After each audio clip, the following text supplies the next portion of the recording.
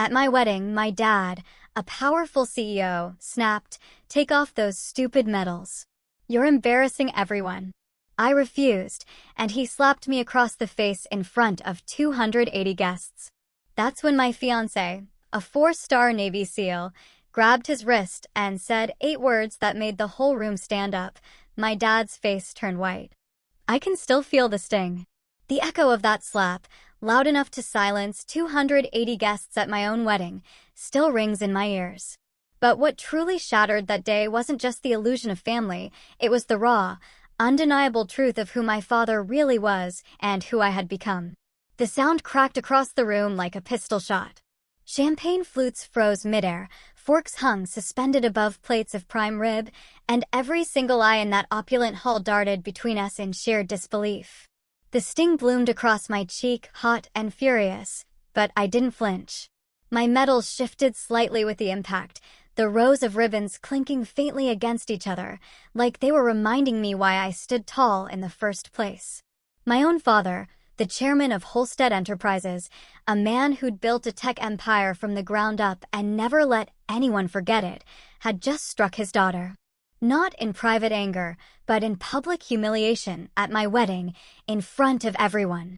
The hall still smelled of polished wood, expensive roses, and whiskey. But all I felt was the burning on my face and the suffocating weight of 280 pairs of eyes. He'd already sneered his command once, his voice dripping with disdain. "Take off those silly medals." He'd said it like the service ribbons on my chest were cheap costume jewelry, an embarrassment to his image. I'd refused with a quiet shake of my head, chin high, posture drilled into my bones from years of standing inspection. And that's when his hand lashed out. Before I could even react, another hand intercepted him. Strong. Steady. Gloved in white. It was James, my fiancé, a four-star Navy SEAL, stepping between us. He gripped my father's wrist with an iron control, calm but absolutely unyielding, and leaned close enough for only a few in the front rows to hear. 8 words left his mouth, low and deliberate. And just like that, whatever power Dad thought he held evaporated. The whole room rose to their feet. It wasn't chaos. It was collective judgment.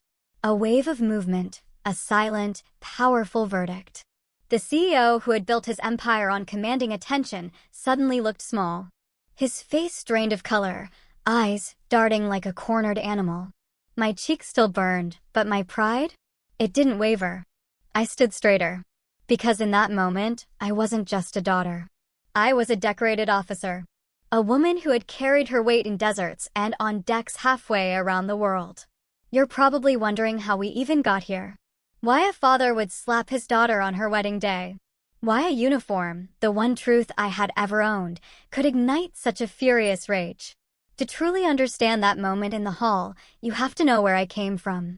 I grew up in a house where power was currency and love was rationed out like quarterly dividends. Dad was the kind of man who measured worth by profit margins and dinner conversations by who he could impress at the country club. He wore custom suits like armor, smoked cigars that smelled like burned leather, and drove cars that cost more than some families' homes. To the outside world, he was larger than life. To me, he was a wall I could never climb. From the time I could walk, my path was meticulously mapped in his head. Prep school, Ivy League. A seat on the board, and eventually, the corner office of Holstead Enterprises. He didn't raise children. He cultivated heirs. Or at least, that's what he thought he was doing. But even as a kid, I never fit neatly into his blueprint. While my brothers played golf and studied balance sheets, I was the one sneaking library books about military history under the covers at night. At the dinner table, when Dad launched into lectures about mergers and market trends, I'd find myself staring out the window at the flag whipping in the evening wind, wondering what it would feel like to earn the right to salute it. Dad caught me once, ironing his old ROTC uniform that had been shoved in the back of a closet. He laughed, but not kindly. "Don't waste your time on that stuff. Soldiers take orders, CEOs give them." That was his entire philosophy in a single sentence. I learned early on that in his world, uniforms were beneath suits, service beneath status, and medals? Well, medals were just silly. So why did I wear mine at my wedding? Why did I defy him, knowing full well how he'd react? Because those medals weren't just metal and ribbon. They were the story of my life. Each one was sweat, scars, nights without sleep. Decisions made in the heat of chaos. They weren't adornments. They were proof. I earned them in deserts under a sun that peeled skin from bone. In seas that tossed ships like toy boats. In nights when the only sound was the crackle of a radio and the quiet prayers of the men beside me. And I earned them in silence, too. Letters unanswered, calls ignored. Milestones met without a father's applause. The irony is, those medals carried more weight than any stock certificate Dad ever signed. They were heavy with history. They weren't for show. They were for survival. When Dad struck me, I didn't just feel a slap. I felt the culmination of decades of dismissal. The embodiment of every silence, every scoff, every time he looked at me and saw not a daughter, not an officer, but a failure to follow his script. But the room didn't side with him. Not this time. The guests, CEOs, investors, relatives, and strangers alike, rose to their feet, not in applause, but in quiet solidarity. And in that sea of tailored suits and designer gowns, I felt the gaze of those who mattered most, my brothers in arms, the seals I had bled with. Their eyes burned not with pity, but with pride. Dad's empire had always been built on commanding rooms. But in that hall, authority shifted with 8 words from a seal, with 280 people rising in defiance of arrogance. The balance of power tipped. The sting on my cheek lingered. But so did something else. Clarity. I realized I didn't need Dad's approval to validate my path. My medals, my vows, my life. They weren't his to command. Still, that moment didn't come out of nowhere. It had been brewing for years, shaped by a childhood of control, a young adulthood of rebellion, and a career carved in places Dad never cared to look.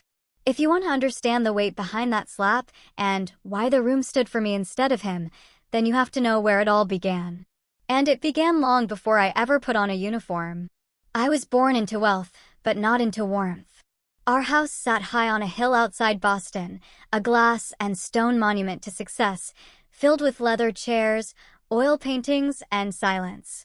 The driveway was long enough to swallow a dozen cars, but the ride from the front gate to the door always felt longer, because you knew what waited inside.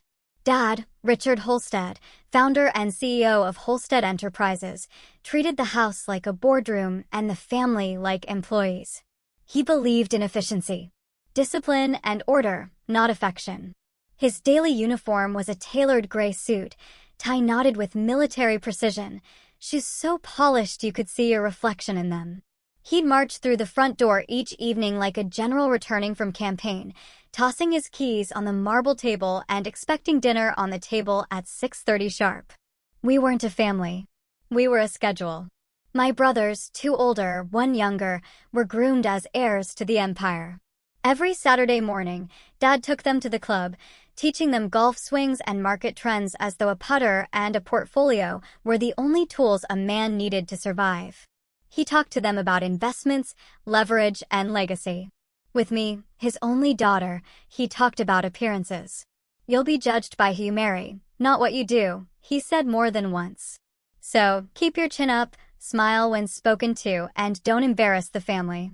To him, I was a piece on a chessboard, a future bride meant to seal alliances, not someone with ambitions of her own. My mother was the soft counterweight. She loved books, art, and quiet moments that slipped through the cracks of Dad's regimented life. She read me poetry at bedtime, her voice a balm against the cold edge of the house. When I scraped my knee, she kissed it. When I doubted myself, she whispered, "Don't let anyone decide your worth, not even your father." But her voice, though gentle, was often drowned out by Dad's commands. Dinner conversations were less about family and more about stock tickers. My brothers were praised for good grades in economics, for pitching mock business plans at the table. I, meanwhile, would talk about my history projects on the Revolutionary War or my fascination with the Navy. And Dad would cut me off with a dismissive wave. "Those who can't build fortunes fight wars," he'd say. "That's not you. You're smarter than that. Or at least you could be." It wasn't just disapproval. It was disdain. There was one night I remember vividly. I was 12, sitting at the long oak table under the chandelier. My report card had just come in, and I'd proudly shown my A in civics. I explained to Dad that I wanted to join the junior ROTC program at school. I thought maybe he'd be impressed by my initiative, by my discipline. He didn't even look up from his steak. "Ridiculous," he said. "Marching around in cheap uniforms. Won't put food on the table." "But Dad," I started. "It's about service, about leadership." He slammed his knife down, silver clattering against porcelain. The room went still. "Don't waste your breath. You're not joining any program that teaches you to salute. Holsteads are saluted. We don't salute others." I sat there, cheeks burning, eyes on my plate. My brothers smirked, half in amusement, half in relief. It wasn't them in the crosshairs. My mother reached under the table and squeezed my hand. It was the only comfort I got. That night, lying awake, I decided I would remember every word, not as chains to bind me, but as fuel to prove him wrong. By high school, the gap between us had widened into a chasm. My brothers were carbon copies of him, striding through hallways in pressed blazers, already talking about hedge funds and IPOs. I was the odd one out, drawn instead to the ROTC students practicing drills on the football field, their boots hitting the pavement in sharp rhythm. When I told Dad I wanted to apply to the Naval Academy, he reacted as if I'd announced I was joining the circus. "You're throwing away every advantage you've been given," he barked. "Do you know what people will say when they hear my daughter is crawling through mud instead of running board meetings? They'll laugh at you, at me." "I don't care what they say," I replied, my voice trembling but steady. "This is my choice." He stared at me for a long moment, then delivered the sentence that would ring in my ears for years. "If you walk down that path, don't expect me to walk beside you." And he meant it. Still, I wasn't deterred. At night, I pored over academy applications, memorized regulations, and pushed myself through runs long before sunrise. My mother helped, quietly, slipping me brochures and study guides, encouraging me when Dad wasn't around. She knew I needed to break free from the gilded cage. The day my acceptance letter arrived from Annapolis, I ran into the living room, heart pounding, the letter trembling in my hands. Mom cried with joy. Dad didn't. He just stared at the envelope for 30 seconds before muttering, "So, you're serious about this nonsense?" Then he walked out of the room. He didn't speak to me for 2 months. It was my first real taste of silence as punishment, and it stung more than shouting ever could. Looking back, I realized Dad never raised his voice because he didn't need to. He ruled with presence, with expectations that hung in the air like smoke. You either lived up to them or you were cast out. I was already halfway to being cast out. But as much as it hurt, that house taught me something important. Power without empathy is hollow. Dad's empire was vast. His influence undeniable. But his family lived in fear, not love. And I knew deep down that wasn't the legacy I wanted. I wanted to build something different. Not a company, not a fortune, but a life anchored in honor. That's why when the academy acceptance came, I didn't hesitate. I packed my bags, kissed my mother goodbye, and walked away from marble floors and chandeliers into a world of steel bunks, 5 a.m. drills, and uniforms Dad called silly. It was the hardest choice I'd ever made. But it was also the first step toward the aisle I would one day walk, medals gleaming, Dad glaring, and 280 people watching as our worlds finally collided. The summer before I left for Annapolis, the house felt colder than ever. It wasn't the air conditioning. It was the silence. Dad barely acknowledged me. At breakfast, he'd read the Wall Street Journal like I didn't exist. At dinner, he asked my brothers about internships and market trends, but never once turned to me. It was as if I'd already been cut out of the Holstead family portrait. One night, I overheard him on the phone in his study. His voice carried through the heavy oak door. "She's throwing her life away," he said. "Joining the Navy is no better than flipping burgers. Don't expect her to last a year." The words hit harder than if he'd shouted them to my face. I stood in the hallway, fists clenched, memorizing every syllable. That was Dad's way. He didn't argue, he dismissed. And in his dismissal, he hardened my resolve. Annapolis was everything he said it would be, grueling, unrelenting, and merciless. But what he didn't know, what he never understood, was that I thrived under pressure. The first weeks nearly broke me up before dawn, running until my lungs burned, push-ups until my arms trembled. Inspections where a single wrinkle in your uniform could mean hours of extra drills. I remember standing in formation, sweat dripping down my spine, hearing an instructor bark in my face, "You think daddy's money can get you through this? Think again." I wanted to yell that I'd walked away from all that. But I didn't. I just gritted my teeth and endured. Every insult, every punishing drill was fuel. There were nights I collapsed into bed, muscles screaming, wondering if Dad was right, if maybe I wasn't cut out for this. But then I'd picture him smirking over his scotch, telling colleagues his daughter had failed. And the thought lit a fire in me. Failure wasn't an option. By sophomore year, I started to find my rhythm. I studied harder than I ever had in my life. While others went out drinking, I stayed in the library, memorizing strategy, logistics, history. I ran until my legs felt like steel. Slowly, I rose. Not because I was the strongest, but because I refused to quit. I'll never forget my first promotion ceremony.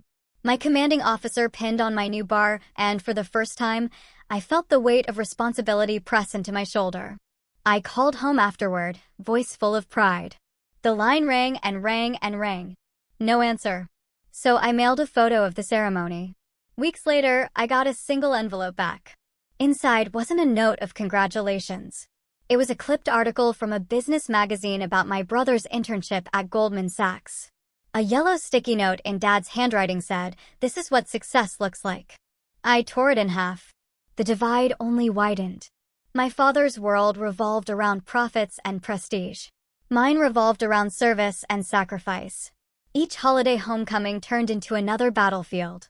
He'd sit at the head of the table, swirling bourbon, and ask, "So, still playing soldier?" "It's not playing," I'd reply. "Medals don't pay mortgages," he'd snap back. Mom would intervene, voice calm but firm. "Not everything has to be about money, Richard." He'd scoff, retreat into silence, and I'd leave the table with my appetite gone. The truth was, I had found a new kind of family, one forged in fire, not blood. My classmates became brothers and sisters. We endured together, sweated together, picked each other up when we fell. There was no boardroom hierarchy, no stock options. There was only the mission and whether you could be trusted to carry it out. Graduation was bittersweet. I stood in dress whites, cap tucked under my arm, as the band played and the crowd cheered. Rows of proud families waved flags and snapped photos. I scanned the stands, searching for one face I knew I wouldn't find. Dad hadn't come. Not for the ceremony, not for the commissioning. Not for the moment his daughter officially became an officer in the United States Navy. Mom was there, though, dabbing tears from her eyes. She hugged me so tight afterward I could barely breathe. "He's wrong about you," she whispered. "You've already proven more than he ever has." Her words stayed with me long after she was gone. Deployment followed quickly. My first assignment was Okinawa, far from the glittering skyscrapers Dad loved to point to as symbols of power. The days were long, the nights longer, and the work wasn't glamorous. Logistics, supply chains, endless paperwork to keep operations moving. But it mattered. Men twice my size had to answer to me, and I learned to project authority, not with volume, but with clarity. The first time I commanded a unit in the field, the nerves nearly swallowed me whole. But I remembered the countless times Dad had told me I wasn't enough. And I decided right then I would never let his voice be the last word on my worth. Years passed. I collected not wealth, but ribbons. Each one a testament to survival, to endurance, to moments Dad would never understand. When I dragged a wounded comrade across a field of fire, when I patched him up under the roar of gunfire, when I refused the stretcher despite shrapnel in my side, those weren't just acts of duty. They were acts of defiance against the man who said I couldn't. And with every scar, with every medal pinned to my chest, I felt the distance between us grow wider. He had his empire of glass and steel. I had my empire of grit and loyalty. He never visited, never called, never once said he was proud. But I stopped needing him too. Because by then I had built something stronger than his approval. I had built myself. Combat is never the way movies frame it. No swelling music, no clean lines between heroism and fear. It feels like 1,000 decisions made at the speed of breath. Some you remember forever, some you only realize later saved a life.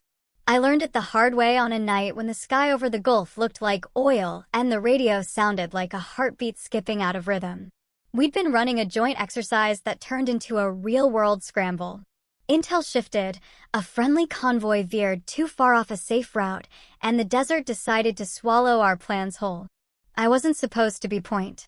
I was the one the clipboard loved, the one with maps and manifests and the unglamorous job of keeping every line humming. But when a truck's axle snapped and its driver went quiet on comms, I was the one closest with the authority to move. I didn't ask permission. I moved.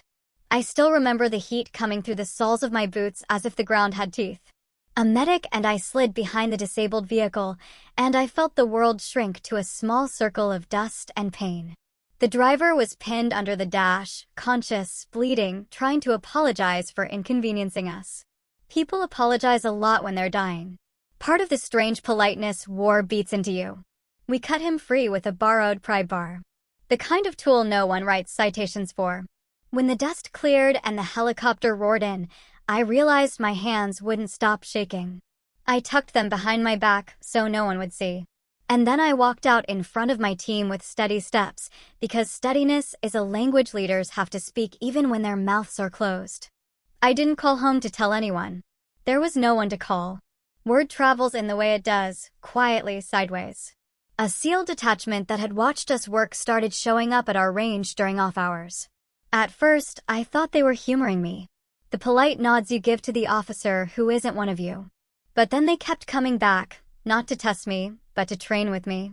They were older than me on average, scarred in the ways the body records, and reserved in the ways pain insists. And yet, around the rack of battered kettlebells and the rusted pull-up bars, we found a rhythm. I learned to shut up when they told stories and ask exactly one question when they finished. Respect, I learned, is a two-lane road with no shoulder. There was Torres, who'd run on a prosthetic like the ground owed him time it had stolen. There was Riley, whose voice never rose above a calm murmur, no matter how loud the world got. There was Hill, who smiled with one corner of his mouth and called me ma'am, like the word meant the difference between chaos and order. I didn't earn their friendship with speeches. I earned it with attendance. Showing up. Showing up again. Showing up when it rained and when it hurt and when it would have been easier to send an email instead. We started blending operations, practice first, then real.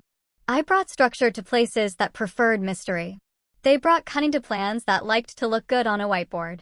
Once, on a night op near a coastline that smelled like rust and grief, my timeline ran red.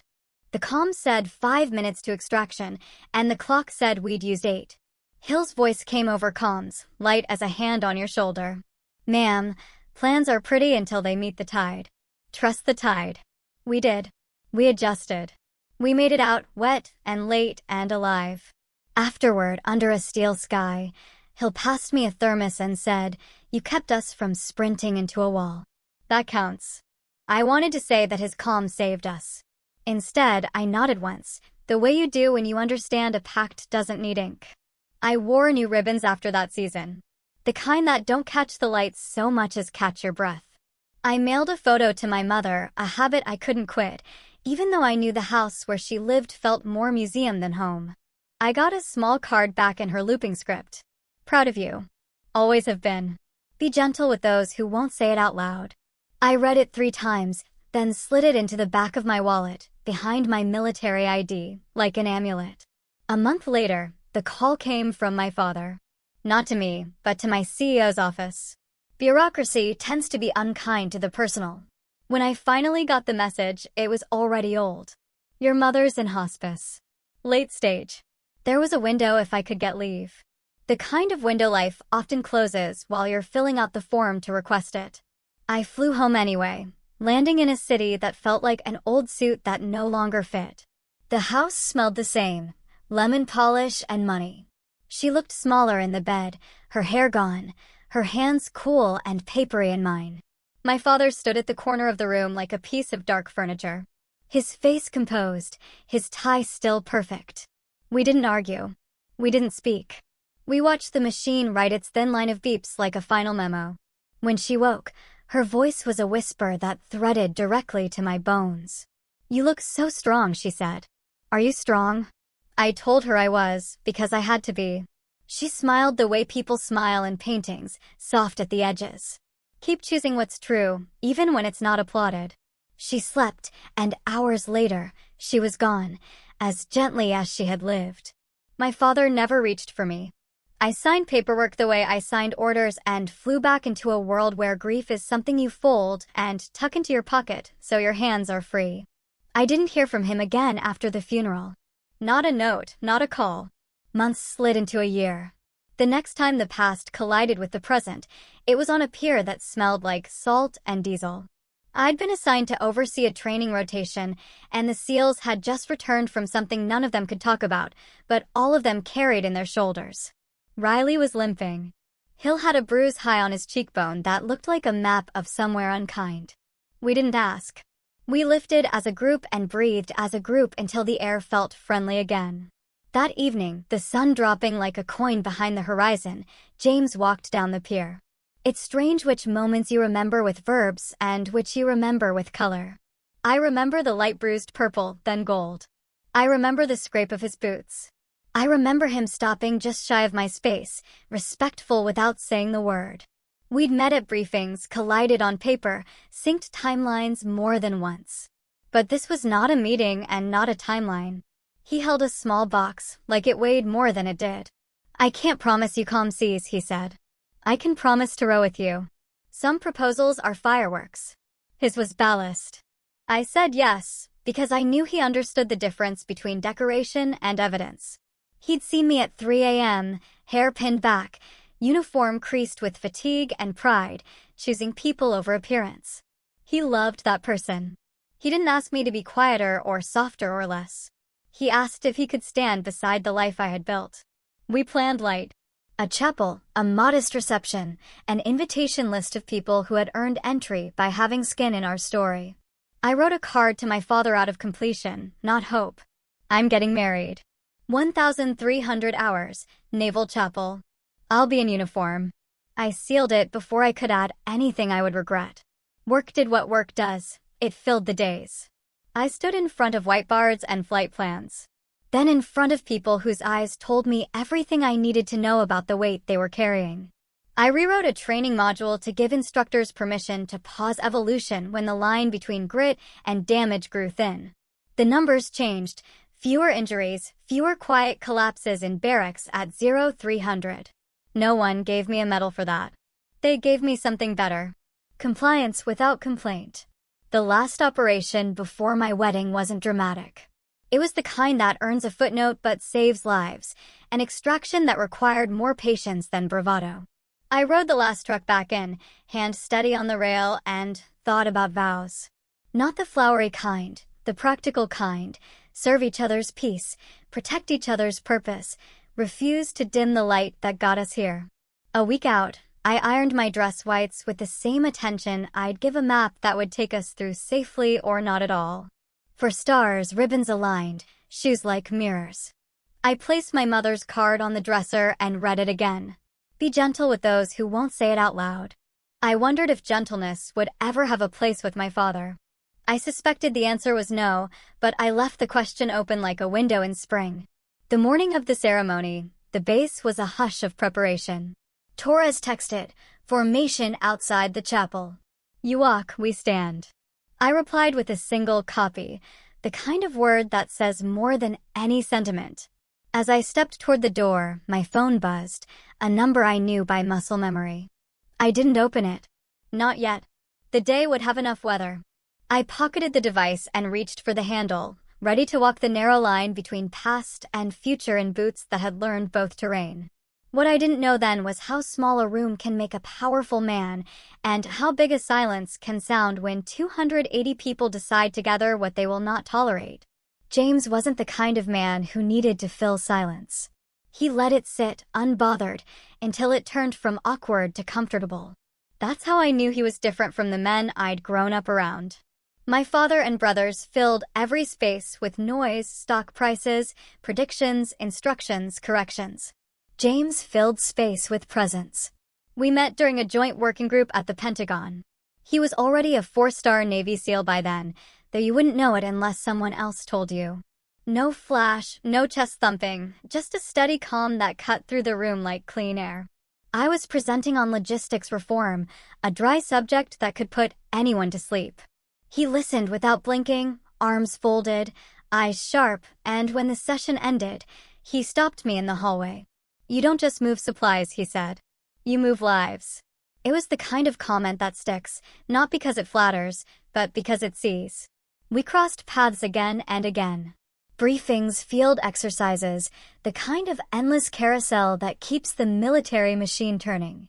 Each time he remembered small details, how I took my coffee, how I tucked my hair under my cover, how I stayed late, not because I had to, but because something unfinished gnawed at me. He never once asked me to be less. Our first date was nothing worth a movie reel, just a diner off base. 2 plates of eggs and bacon, a waitress who called everyone honey. But I remember thinking, this is what normal feels like. No spotlight, no agenda, just 2 people who'd both seen enough darkness to appreciate the light of ordinary things. Over time, his steadiness became my ballast.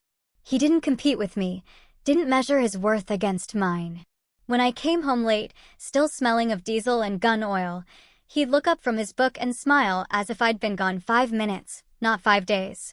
He asked questions not out of curiosity, but out of respect. "How do you keep men calm under fire? What does it feel like when a unit salutes you?" I'd shrug and say, "It just feels like duty." He'd shake his head. "No, it feels like trust. Don't minimize it." The proposal was as unadorned as the man himself. No grand gestures, no choreographed spectacle, just the 2 of us on a weathered pier in Norfolk, boots dangling over the water, gulls crying overhead. He held out a small, simple box and said, "Let me serve beside you, wherever that means." I didn't cry. I didn't need to. I just said yes. Because I already knew. When we announced our engagement, my father's response arrived, not by call or letter, but by silence. Weeks later, when I finally saw him at a family gathering, he cornered me near the bar. His glass of bourbon glistened in the low light. "You'll wear a proper dress," he said flatly. "Not that costume. Not in front of my friends.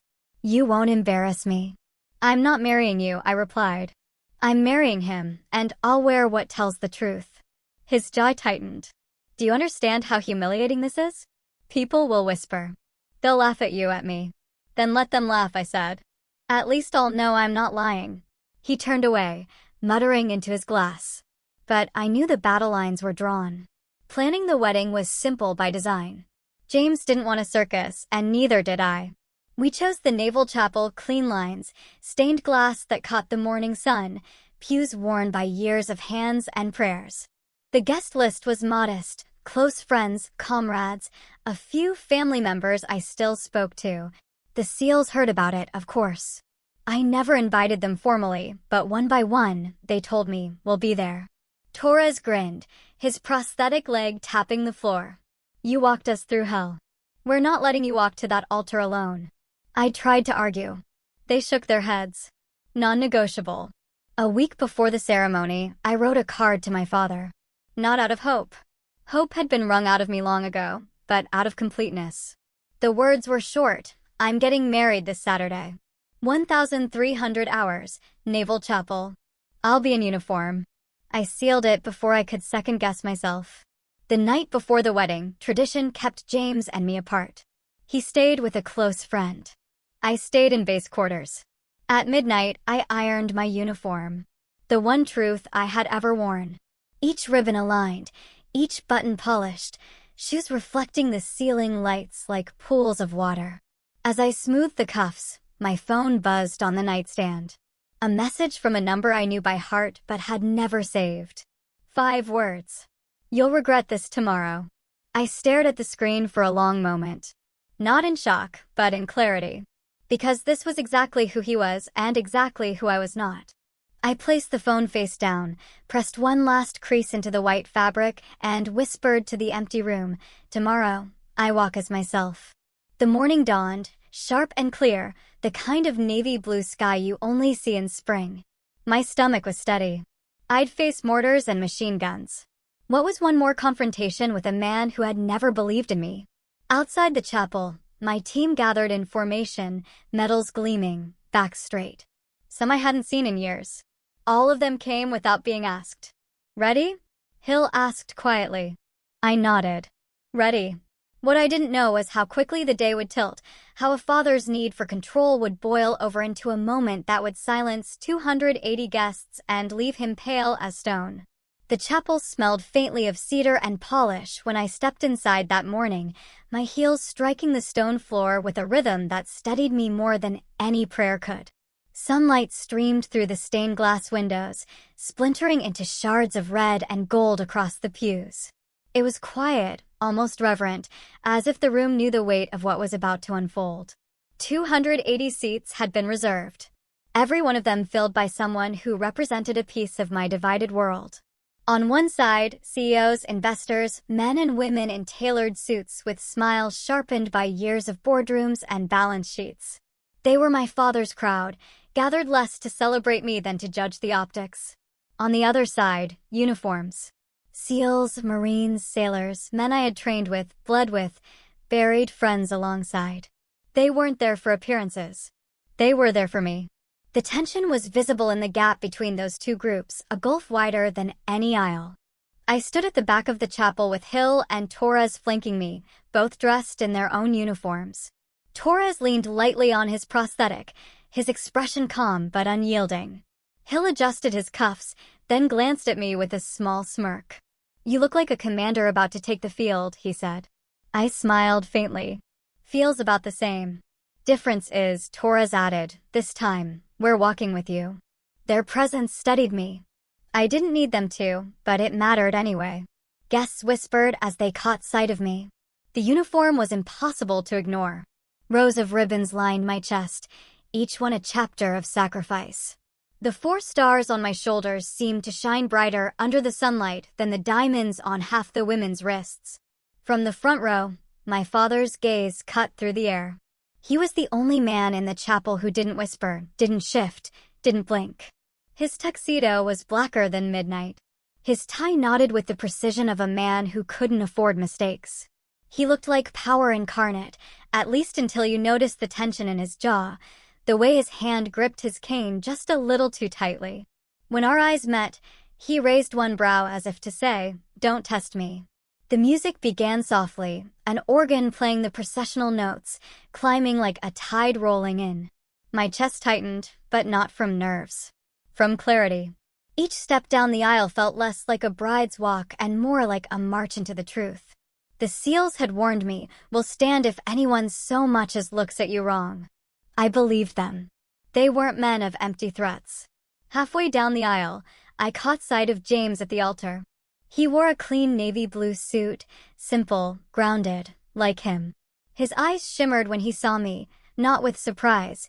He'd known I would wear the uniform, but with something deeper. Respect. Belonging. For the first time in years, I felt the pieces of my life align. But even before I reached him, the storm broke. Dad rose from his seat in the front row. The movement slow, deliberate, designed to draw every eye. He stepped into the aisle, forcing me to stop short. A murmur rippled through the room. The organ faltered, the notes cutting off like a breath held too long. He looked me up and down, his lips curling into a sneer that carried more disdain than words ever could. Then he said it, voice loud enough for the entire chapel to hear, "Take off those silly medals." The words dropped into the silence like stones into still water. The crowd tensed. I could hear someone in the back gasp. My throat tightened, not with shame, but with the weight of every year that had led to this moment. I straightened my spine, meeting his gaze without flinching. "No," I said simply. For a beat, the world held its breath, and then his hand shot out. The slap came faster than I expected, a crack that echoed off the stained glass. My cheek burned. My head snapped to the side, but my footing never faltered. Gasps erupted. A glass shattered somewhere near the back. For a split second, the room froze in disbelief. Before I could react, James moved. He stepped forward, his hand locking around my father's wrist with a grip that brooked no argument. Calm, steady, deliberate, the way only a man who had stared down worse storms could be. He leaned in, his voice low but sharp enough to cut, 8 words that silenced the room. The entire chapel rose to their feet, not in chaos, not in shock, but in solidarity. My father, the man who had built his life on commanding boardrooms and bending crowds to his will, stood pale and trembling in front of 280 witnesses. And for the first time, the empire he'd built meant nothing. I didn't look away. My cheeks still stung, but my pride stood taller than it ever had. That was the moment I realized the aisle wasn't just a path to marriage. It was the battlefield where my father's world and mine finally collided, and he was losing. For a moment, the chapel was utterly still. My father's hand hung suspended in James's grip. The silk cuff of his tuxedo crumpled in the iron grasp of a man who had led warriors through fire. Dad's face, normally flushed with power, with a certainty that every room belonged to him, went white. His eyes flicked from me, standing tall in my uniform, to James, whose calm voice had just delivered 8 words that would follow my father the rest of his life. You just struck a decorated U.S. Navy officer. 8 words. Simple. Undeniable. Lethal in their truth. The words weren't shouted. They didn't need to be.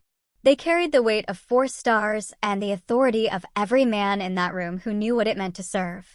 The silence broke with the sound of 280 people rising as one. Suits, gowns, uniforms, all on their feet. No one instructed them. No one asked. They stood because they knew where honor belonged. My father tried to speak, his mouth opening like a man about to launch into a boardroom tirade, but no words came. He had spent his life controlling narratives, silencing dissent with money and intimidation. But this wasn't a conference table. This was a chapel filled with people who measured worth not in dollars, but in sacrifice. James released his wrist with deliberate care, as though letting go of something fragile, or something already broken. Dad stumbled back half a step, rubbing the place where he'd been held. The imprint of humility etched deeper than any bruise could show. I could feel my cheek still throbbing from the slap, but the pain no longer mattered. It had transformed into fuel. I turned to face the crowd, ribbons glinting, medals catching the fractured sunlight pouring through stained glass. For the first time in my life, I wasn't the one on trial. My father was, and the verdict was plain. One of the SEALs, Torres, leaning on his prosthetic, broke the silence with 3 words that rang louder than the organ ever could: Admiral on deck. The room responded instantly. Every military man and woman snapped to attention, saluting with crisp precision. Even some of the civilians followed suit, awkward but sincere. The air was thick with reverence. The kind you don't fake, the kind that can't be bought. My father's empire had never inspired this. Not once. I looked at him, then really looked. The man who had dismissed my dreams, who had cut me out of conversations, who had silenced me with disdain. He had thought today would be his triumph, his day to parade his wealth, his influence, his carefully curated image. Instead, he was pale, trembling, diminished under the gaze of people he could never control. He'd always told me medals were silly, but in that moment, they were the only truth that mattered. I walked the rest of the aisle, each step echoing like a drumbeat of defiance. James waited at the altar, his eyes steady, pride written across his face. As I reached him, Hill and Torres stepped back with crisp dignity, their escort complete. The chaplain cleared his throat, his voice unsteady at first, then strong. "Shall we continue?" I nodded once. The ceremony resumed, but nothing about it felt small. Every vow, every word carried the weight of what had just transpired. When James took my hands and promised to serve not just my body, but my peace, I felt the sting on my cheek fade into something far greater: vindication. At the reception afterward, whispers ran through the crowd like wind through tall grass, people standing in quiet conversation. But no one dared laugh. No one dared diminish what had happened. My father left quietly before the cake was cut. No grand exit, no parting speech, just a man slipping into the night, stripped of the authority he once thought unshakable.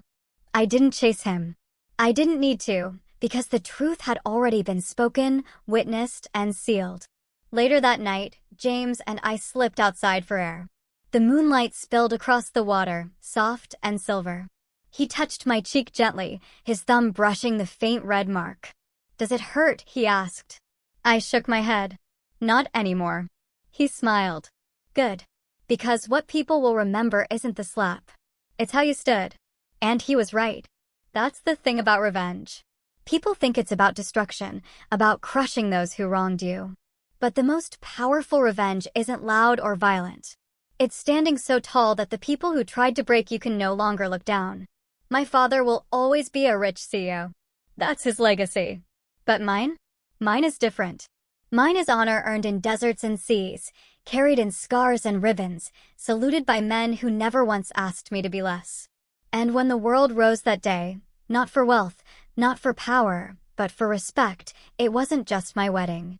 It was my reckoning.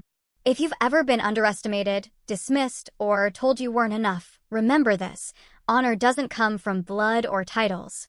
It comes from what you've endured, what you've built, and the truth you refuse to take off, no matter who demands it. It comes from who stood for you when others didn't, who saluted you not because they had to, but because they chose to.